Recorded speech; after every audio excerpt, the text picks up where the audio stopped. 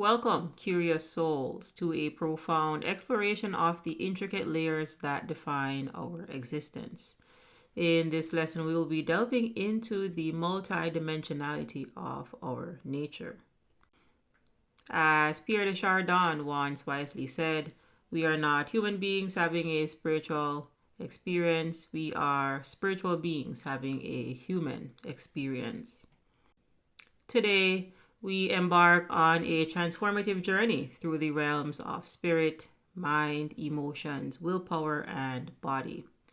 Join us as we unravel the mysteries of our interconnected nature and delve deep into the wisdom of our inner worlds.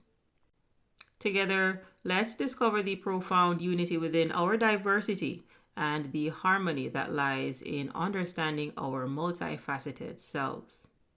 Prepare to expand your consciousness, challenge your perceptions, and embrace the limitless possibilities of your being. So, fasten your seatbelts, fellow seekers of knowledge, for we are about to embark on a voyage into the boundless dimensions of the human experience. It is important to understand that while you're on a recovery journey, you really are on a path to remember who you are.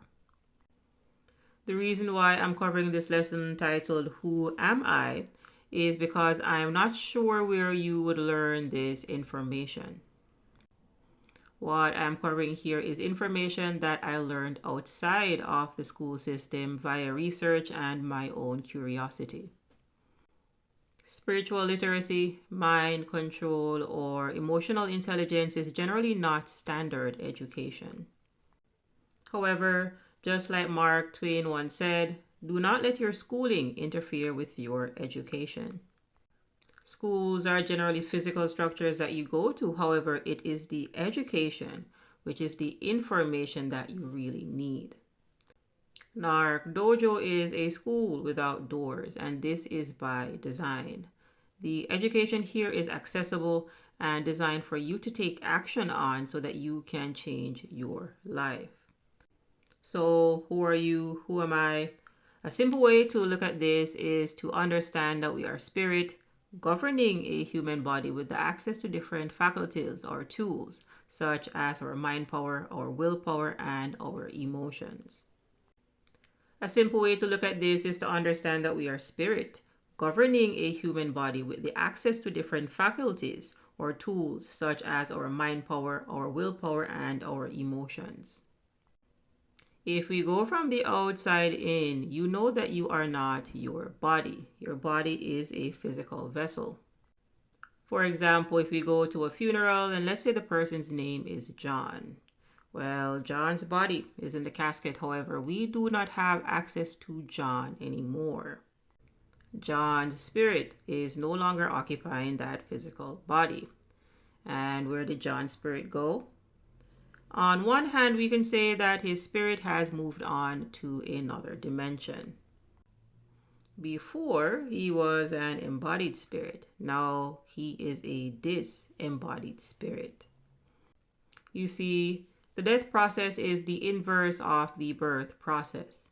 Your spirit occupies a body, then it eventually leaves the body and returns to the unmanifested or the spirit realm.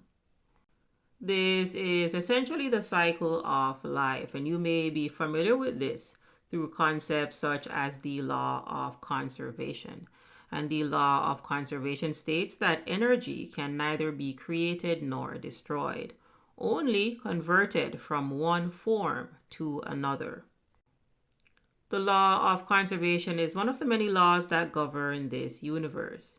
This would be similar to the law of gravity, which states that everything is pulled to the center of the earth. And these are universal laws, not man-made laws like do not turn left on a red light. When you get a better understanding of these universal laws and live in accordance with them, your life will be so much easier. So you're not your body, you are also not your mind, and your mind is not your brain. Your brain is a physical organ that is a part of the body. Your mind is not physical. Your mind is a tool that you use to make decisions.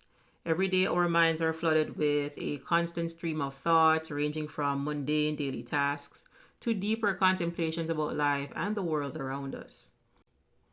According to research, the average person has approximately 60,000 thoughts per day. The mind is made up of the conscious mind and the subconscious mind, or the conscious mind and the unconscious mind. Think of your conscious mind as the thinking mind. It is the part that is actively aware in this present moment. It is sort of like a captain of a ship, making decisions and choices based on your immediate awareness. This is where you analyze, think, and make conscious decisions about what you want to do. It is the part of the mind that is currently engaged in listening to this video. By using your conscious mind effectively, you can direct and influence your subconscious mind to achieve your goals and desires. The subconscious mind is like a vast storage vault within your brain. It holds all your beliefs, thoughts, memories, and habits that you are not consciously thinking about in the present moment. It is like the autopilot of your mind, influencing your thoughts, feelings, and actions based on the information stored there, often without you even realizing it. The conscious mind plays a crucial role in executing routine tasks and behaviors, often operating on autopilot mode to conserve mental energy and enable efficiency. This phenomenon can be particularly noticeable in activities like driving to work, where you might find yourself reaching your destination without a clear memory of the journey. Now, here's how the subconscious mind works on autopilot. So, when you repeatedly perform a task, especially in the same context or environment, your brain recognizes it as a habit. Habits are essentially stored in the subconscious mind, allowing you to execute them automatically without conscious effort. The subconscious mind is excellent at recognizing patterns when you drive a familiar route. Your subconscious mind recognizes the familiar landmarks, road signs, and turns. It remembers the sequence of actions needed to navigate successfully to that route. Your subconscious mind is also very good at information processing. Your subconscious mind processes a vast amount of information without your conscious awareness. It assimilates your sensory inputs, evaluates the environment, and makes split-second decisions based on previous experiences and learning. Conscious decision-making and active thought processes consume a lot of mental energy. Hence, the subconscious mind takes over repetitive, well-practiced tasks to conserve this energy. When driving a familiar route, for example, your subconscious mind efficiently manages the task, allowing your conscious mind to wander or focus on other thoughts. By delegating routine tasks to the subconscious, your conscious mind hence is freed up to handle more complex, novel, or creative tasks. This division of labor between the conscious and subconscious mind allows you to multitask effectively. Over time, your subconscious mind forms conditioned responses to specific cues or triggers. For instance, hearing your alarm clock in the morning might trigger a sequence of actions such as getting out of bed, brushing your teeth, etc., that your subconscious mind performs automatically. While the subconscious mind's autopilot mode can be incredibly efficient, it's important to note that it is not always error-free. This is because as the habitual mind, you can pick up negative habits, which can be difficult to let go of. To make positive changes then in your life, you must work on reprogramming this subconscious mind to align with your goals and desires. You can consciously only process about 40 pieces of information per second, while your unconscious mind can process significantly faster and approximately 11 million pieces of information per second. According to cognitive neuroscientists, we are conscious of only about 5% of our cognitive activity. So, most of our emotions, decisions, and actions, and even our behaviors depend on the 95% of our brain activity that goes beyond our conscious awareness. Next, let's discuss the ego. And put simply, the ego is a mind made construct. So think of it as a thought form. The ego oftentimes operates like an inner storyteller. It is the part of your mind that gives you a sense of identity and individuality. It's what makes you aware of yourself as a separate person from others. Imagine your mind as a vast ocean. The ego then is like a wave in that ocean. It gives you a distinct shape and form. It is the voice in your head that says, I am good at this, or I am not good enough for that. It constantly evaluates, compares, and judges, shaping your thoughts, feelings, and behaviors based on your past experiences and beliefs. While the ego is essential for navigating the world and understanding your place in it, it can also create a sense of separation, leading to feelings of pride, fear, and jealousy. Next, let's cover another tool that we have available to us, and this is our will. The human willpower is the mental strength and determination that allows you to control your actions, resist temptations, and achieve your goals. It is like a mental muscle that helps you make choices and stick to them, even when it is hard. Imagine you have a goal, like eating healthier or studying more. Willpower is what helps you to say no to that tempting piece of cake or stay focused on your books instead of distractions. It is what keeps you going even when you feel tired or when challenges arise. However, like a muscle, if you do not use it, you lose it. Additionally, like a muscle, willpower can get tired if you use it too much without a break. That is why it is important to manage your goals wisely and give yourself rest when needed. With an underdeveloped will, you will be impulsive, and with a strong will, you will be highly disciplined. With practice and determination, you can strengthen your willpower and accomplish amazing things. Another great faculty that we have available to us is our emotions. Think of emotions as energy in motion. Some emotions feel positive, like feeling happy, loving, confident, inspired, cheerful, grateful, etc. Other emotions can seem more negative, like feeling angry, resentful, afraid, ashamed, guilty, sad, or worried.